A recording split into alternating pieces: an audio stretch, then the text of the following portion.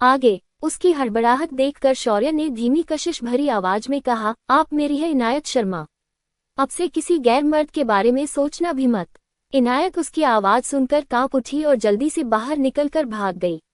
बाहर खड़ी निकिता हैरानी से उसे देखने लगी, फिर उसे थैंक्स बोलकर उसके पीछे चली गई।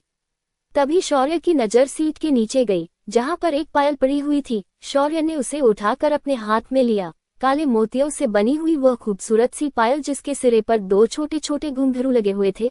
उसने मुस्कुराकर भागती इनायत को देखा, जिसके लंबे बाल कमर पर लहरा रहे थे। कॉलेज के एंट्रेंस पर पहुंचकर इनायत रुक गई और पलटकर शौर्य की तरफ देखा। उसकी बिल्ली जैसी आंखें शौर्य को बुरी तरह घूर रही थी, जैसे वह आंखों से ही उसे खा जाएगी। शौर्य ये देखकर बुरी तरह हंस पड़ा। इनायत उसे देखकर मुंह बनाते हुए अंदर चली गई। आगे बैठा ड्राइवर शौर्य को हैरानी से देख रहा था। तभी विक्की भी उसके पास आकर बैठ गया। वह भी शौर्य को देखकर सदमे में चला गया। शौर्य की नजर भी उन दोनों पर गई। उसने गहरी आवाज में कहा, मेरा मुंह देख लिया हो तो मीटिंग के लिए चले। ये सुनकर दोनों सकपका गए और सीधे होकर बैठ गए। ड्राइवर ने गाड़ी आगे बढ़ा दी। विक्की मिरर से पीछे बैठे शौर्य को ही देख रहा था, जो हल्के से मुस्कुरा रहा था। अपने हाथ में पकड़ी पायल को देखकर विक्की हैरान था, ये सोचकर कि सालों से उसने अपने बॉस को हंसते क्या मुस्कुराते हुए भी नहीं देखा, तो फिर आज ऐसा क्या हुआ? क्या उनके मुस्कुराने की वजह वह लड़की है?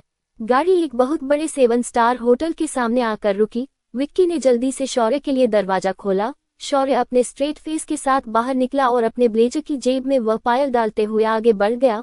उसने अपनी आंखों पर गॉगल्स लगाए और अपने गंभीर ऑरा के साथ आगे बढ़ गया। उसके बिना भाव चेहरे को देखकर कोई नहीं थे। उसको देखकर कोई नहीं कह सकता था कि वह कुछ देर पहले हंस भी रहा था। शौर्य मीटिंग रूम में बैठा था और सामने स्क्रीन पर एक प्रोजेक्ट चल रहा था। रूम में बिल्कुल अंधेरा था और शौर्य का ध्यान पूरा स्क्रीन पर था। तभी उसकी आंखें सर्द हो गई जब उसे अपनी जान पर एक हाथ महसूस हुआ।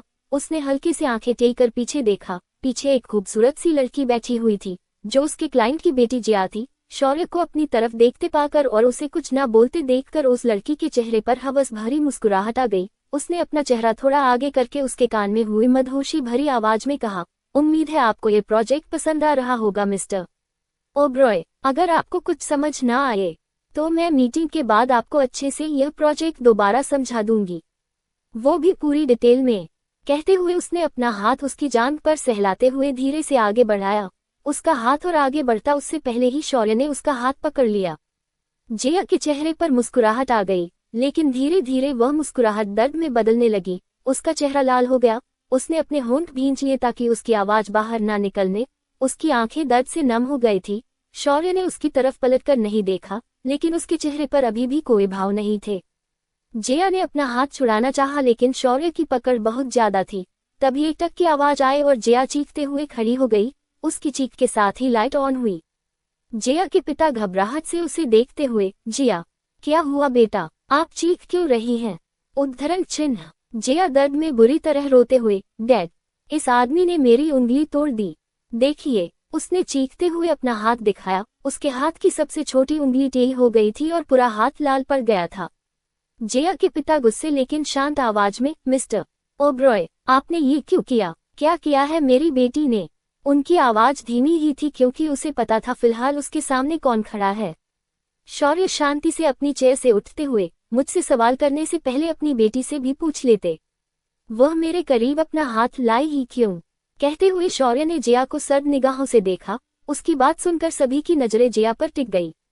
शौर्य ने आगे कहा, ये प्रोजेक्ट आपको अब कभी नहीं मिलेगा मिस्टर सिन्हा, क्योंकि जो अपनी बेटी को नहीं संभाल सकता वह इंसान इतना बड़ा प्रोजेक्ट कैसे संभालेगा? शौर्य बिना किसी की तरफ देखे वहां से निकल गया। जिया रोते हुए अपने पिता से माफी मांगने लगी। तभी मिस्टर सिन्हा ने जोरदार तमाचा उसके गाल पर मारा और शौर्य के पीछे गिड़गिड़ाते हुए भागने लगा। शौर्य लिफ्ट में घुस गया और मिस्टर सिन्हा को उसके गार्ड ने पकड़ लिया। गाड़ी में बैठते हुए शौर्य विक्की से, उस लड़की की स्कूटी कब तक ठीक हो जाएगी?